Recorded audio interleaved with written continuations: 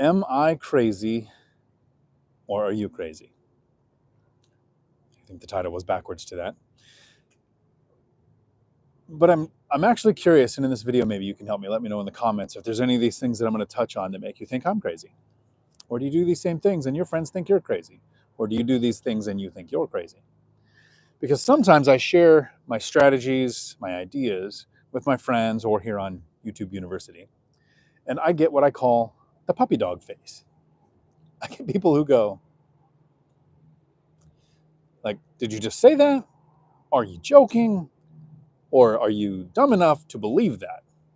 Like when somebody says, do you think we landed on the moon? My response is, you believe in the moon? So I reached financial freedom in 2022 and retired after 12 years of investing. I started from a really bad position, right? I was a single parent, 3 kids, a lot of bad debt I didn't know about until the divorce, got laid off from law enforcement, started focusing on money, retired in 2022.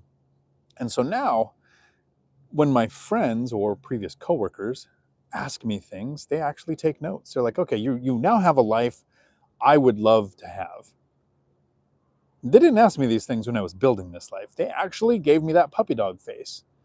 The face that Cody Davis often gets when he talks to his friends about what he's done at his age and what his plans are. Thank you for that, Cody. And it's some things related to finance, some things not, right? Just some things that just seem weird. I did an arena interview recently with Pace Morby, and he did the puppy dog face a couple of times. And I'll say, this is one of the things. Am I crazy? I'm going to list a few things, but one of them is to invest in real estate. We talk sometimes about house hacking, right? Buying a duplex or a triplex or a house with an ADU, you live in one unit, you rent out the other. When I mentioned that to Pace, he got that disgusted puppy dog look on his face like, why would you do that? I would never do that.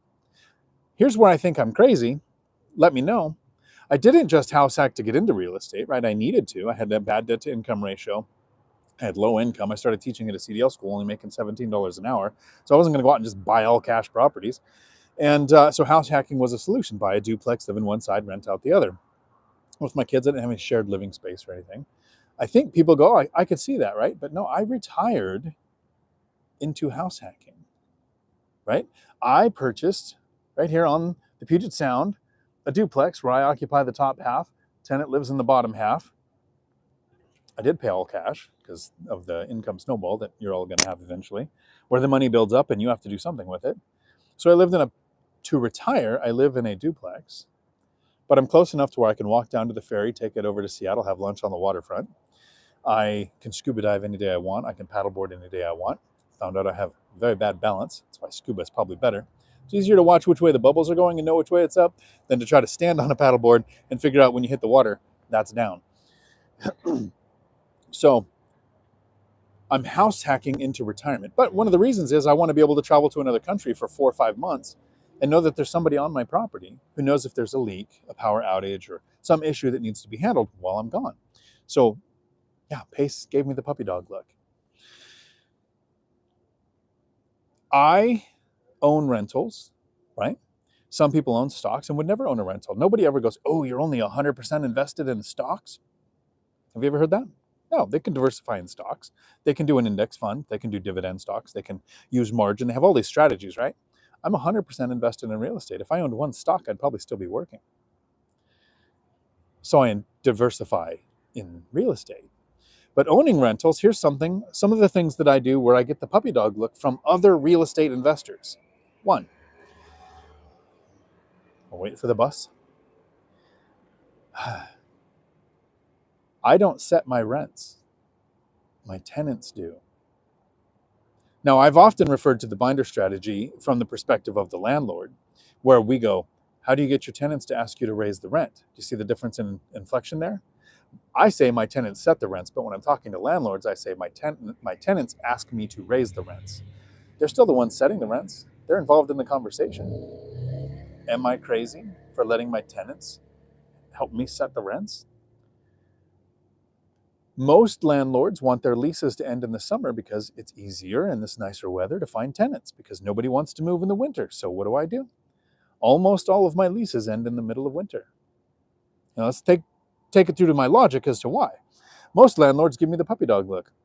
Why would you want your lease to end in the winter? Because it's going to be really hard to find a tenant. Nobody wants to move in the winter. And I go, okay, let's look at the last sentence you just said. Nobody wants to move in the winter. So why is my tenant turnover so low? That over a decade, I think I'm at around 6 tenant turnovers now. One inherited a house, one passed away, 2 purchased houses, one moved out of the area. And there's got to be another one in there somewhere. I think a lady moved in with her boyfriend. Sorry for both of them. So I like my leases to end in the winter because it's less likely that your tenants are going to move. So the fewer times that I have to deal with the tenant turnover, it is in the winter. It's a little harder to find a tenant. And to be fair, which should be the drinking game for me, my drinking game, if you've ever caught on with Matt the Lumberjack Landlord, is anytime he says at the end of the day. Sometimes at the end of these videos, I'm almost face planted on the tables. But to be fair, the Lumberjack Landlord invests in Siberia, where winters are much worse than the Pacific Northwest. So know your local market. But am I crazy? I like to rent to people with pets, right? You get a one-time pet fee. You get pet rent. You can charge more for your rent because the renters have less options because so many closed-minded landlords won't rent to people with pets. You have less tenant turnover because pet tenants don't like to move their pets because even if the human moves, that's a pet relocation for the animal. So I have all of these benefits. And in a decade of owning rentals, I've had less than $200 in damages from a pet. But I've had tens of thousands of dollars in damages from kids. So what do? Legally, I discriminate. I'll rent to people with kids, but I make my properties less attractive to people with kids in 2 specific ways. 1, I don't want to buy in a good school district. How many times does your realtor go, well, this is in a great school district, and me go, that's the biggest negative you could have said? Because there's a couple of things. 1, if you're doing rentals, I want tenants that are there for decades. And planned obsolescence happens when you go, this is a good school district. When is your kid going to age out of middle school or high school or whatever you consider to be the right school in the area? And second, I don't just buy rentals and rip out all the bathtubs. But anytime I have work to do in the bathroom, I will actually tear out the bathtub and put in a shower. Because with showers and no bathtubs, I'm less likely to have to rent to people with kids. So I'm not in the desired school district. I don't have the desired type of property. I rent to people with kids. I've got 2 tenants who do have kids. There were all the damages. One was this year. No kidding. 12 feet of plumbing pipe had to be replaced because of otter pop cuttings. The frozen treat, they were just putting it down the kitchen sink. And oh wow, it clogged 12 feet that couldn't be cleared. It had to be removed and replaced. A couple $100 that the tenant paid for out of the money I set aside from the rents.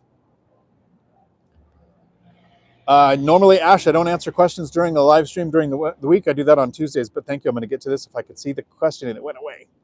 That's why I don't do this on my phone. So can I see this? Okay.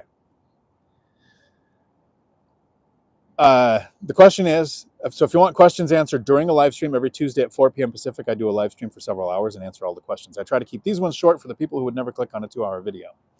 How wide was your margins between purchasing properties? Saving for second and down on a worst case scenario, saving is holding me back. So that's a thing that gets a lot of people. This is the other thing I think that I do that might mean I'm crazy. So good question, leads into the video. I didn't want to scale fast. Right, Mark Ashiro, the financial firefighter, emptied his retirement accounts, acquired 14 rentals in 2 years, and then he himself points out the challenges that created. I saved from like around 2010. I started thinking, okay, I got to take charge of my finances. I got laid off from law enforcement, found this new job, just started saving. 2013 is when I closed on that first duplex. Imagine those. I say 2 years because really when I got the idea of how to save, but the concept started about 3 years in. So if you're starting now in 2024, imagine if you go, okay, I'm going to be a real estate investor, and you closed in 2027. Would you feel like a failure? I felt like it was a great start. The next one didn't happen until 2015. I saved down payments. I had money for closing costs. I had money for immediate repairs, and I had the reserves that lenders want. It wasn't until much later that I did stupid, risky things like empty out my 401k and buy a triplex. This is one of those things. I get the puppy dog look. I didn't have a penny in retirement accounts when I retired. If I had money trapped in a retirement account, I would still be working, I think. And it wouldn't take much locked away. I don't recommend emptying your retirement accounts and starting the way Mark did or the way I did early on. I waited till I had about 4 or 5 properties and then knew of a good deal, emptied it out, acquired the good deal. So am I crazy for wanting to take that slow 10-year path when there are people who can do it in 2 or 3 years? You hear about the one-offs, the creative strategies. All my deals are from the MLS. My money was saved over years to acquire those rentals. I didn't have the decades for stocks to do their thing, right? I didn't have the income to invest enough for stocks to do their thing. So if you make more and you maybe don't have the bad debt, maybe you're not a single parent, maybe you're younger, so you have more decades for time to do it. I recommend checking out Joe Kuhn here on YouTube. He invested in stocks, used the buckets method. He retired at 54, so it's absolutely entirely possible to do this with stocks. Do I give Joe the puppy dog look when he says I don't own rentals? Because he's 100% in stocks or whatever he invests in, right? No. There's no one right way, but there's a one right way for you. And for you, it might be stocks, it might be crypto, it might be real estate. But when you invest in your asset class, are there things that you do that make people think you're crazy? Kind of like I joined the Marine Corps because I'm lazy. I get people that laugh when I say that in the civilian world. How do you think the other Marines felt when I said that? And then I would explain, because my family owns residential tree services and small logging companies. And I was the slave labor for our family. So I joined the Marines because this is so much easier. We'd be on a 33-mile hike, 65 pounds in the ruck. I was a tow gunner, so we were carrying also parts of the tow that could be disassembled and man carried. And I'd be going, this is so much easier than drag and brush. Let's go. Let's do it again. They thought I was crazy, but I thought I was lazy. So when I invest, let me look at that decade before I retire. I turned 40, 2010. I started thinking I need to focus on money. So I work overtime. I grow a side hustle. I played World of Warcraft and sold things online. You can actually do that and make a couple $100 a month playing a game, spending time with your kids, but producing income from it.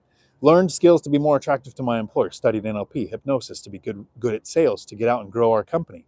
Went from 1 location to 5, 6 staff to 60, got demoted all the way down to president of the company because I was working so hard to grow this company, to become the person who could grow a company. Working I was doing 50, 60 hours a week, doing my side hustle and investing in real estate. Right. Well, all my friends were thinking, let's go on vacation. I was thinking, nope, I got to buy this duplex. I'm going to move into this duplex. I'm going to live here for a few years. I got to buy this next duplex. I've got to learn how to do some of this handyman repair. So I'm going to go out on my weekend and I'm going to work next to the handyman to learn the size of the scope of the job so I know how much it should cost in the future. When I'm so lazy, I'm not going to do it. So I have a decade of this. No vacations for 8 years. Driving 8 old vehicles for 8 years. Not until about year 8 I started doing the vacations and vehicle thing. But those first 8 years, everyone thought I was crazy. I had coworkers that say, well, you're the president. You make so much money. Why don't you go buy $1 million house? You could buy $1 million house. And they didn't understand that when I replied and said, the reason I can go buy $1 million house is because I haven't bought $1 million house. They still don't get it. They moved to Idaho and bought an $800,000 house. It's too bad they didn't have an example of somebody who made work optional and can now do anything they want. So here's why I did that. Here's why I had a decade of suck. I'd embrace the suck, join the Marines, go to boot camp, have everybody laugh at you when the drill instructor is yelling at you and hitting you, and you're thinking, this is nothing like what my dad did. This is funny, because you go home at night, and he's going to be here beating me all night long. So work hard, get the promotion, work the overtime, work the side hustle, avoid the vacations, don't go out with your friends, have these years that suck. But now, in 2022, when I retired, and the average person still gets those 5 hours a day when they're just exhausted and wiped out, and you might have enough energy to open an app and watch some Netflix before you pass out and hopefully dream of a better life. I have 15 hours a day where I haven't been exhausted since 2022. I've been wiped out one time on a trip to Vegas, but that doesn't count. I could do anything I want every day, which sometimes is nothing. Sometimes it's stupid and I paddleboard over there for breakfast. Yeah, everything hurts. But sometimes it's make a video to share this content, to say, this is what you can do. I can travel to any country that I want. I have more money coming in that I know how to spend. That's the actual challenge, figuring out how to spend this. I'm so lazy. This is where I want to know, am I crazy? Let me know in the comments. Am I crazy thinking that I'm so lazy? That's why I'm going to cuss. I'm sorry. That's why I busted my ass for that decade, so that I never have to again. Now I can choose to.